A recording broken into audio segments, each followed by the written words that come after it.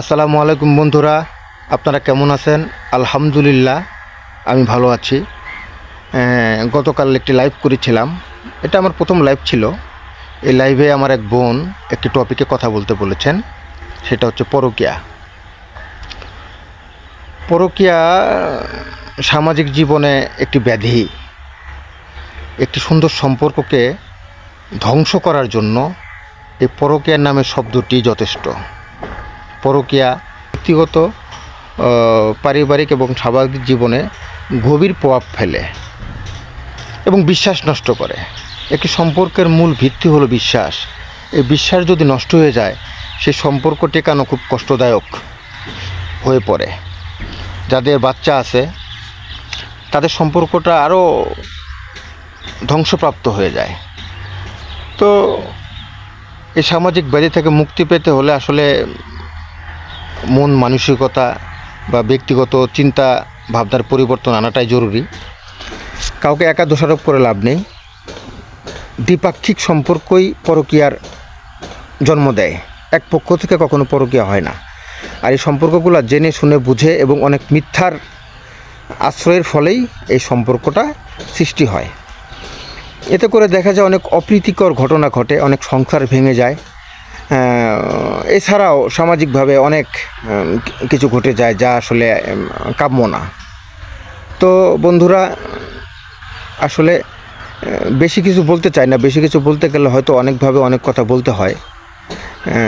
তবে আমি আমার এই ভয়েসের মাধ্যমে সবাইকে অনুরোধ করব, যারা বিবাহিত জীবনে আছেন বা যারা অবিবাহিত আছেন, তারা কেউ এই পরকীয়া সম্পর্কে লিপ্ত হবেন না। কারণ আপনার একটি অবৈধ সম্পর্কের জন্য একটি সংসার ধ্বংস হয়ে যেতে পারে, একটি মানুষের জীবন নষ্ট হয়ে যেতে পারে, একটি বাচ্চার ভবিষ্যৎ অন্ধকার হয়ে যেতে পারে, অনিশ্চিত হয়ে যেতে পারে।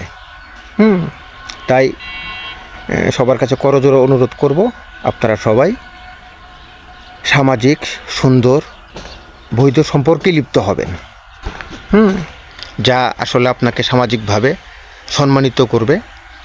কখনো অসম্মানিত হতে হবে না এবং আপনার জীবনে বিরূপ প্রতিক্রিয়া ফেলবে না। যে সম্পর্কে আপনার জীবনকে আসলে অন্ধকারে নিমজ্জিত করবে, সে সম্পর্ক রাখার চেয়ে না রাখাই ভালো, করার চেয়ে না করাই ভালো। একটি পরকীয়া অনেকগুলো জীবনের উপর প্রভাব ফেলে। সুতরাং আমরা সবাই সচেতন হই, সচেতন মানুষের সাথে সম্পর্ক করি, যাদের সাথে সম্পর্ক করলে সুসম্পর্ক বজায় থাকবে, একজনের প্রতি আরেকজনের সম্মান ত্রুট থাকবে এবং পাশাপাশি সামাজিকভাবে অসম্মানিত হতে হবে না। সবাই ভালো থাকবেন, সুস্থ থাকবেন। আমার এই কথাগুলো যদি কারো ভালো লাগে, আপনারা সবাই শেয়ার করে সবাইকে দেখার সুযোগ করে দিবেন। সবাই ভালো থাকবেন। আল্লাহ হাফেজ।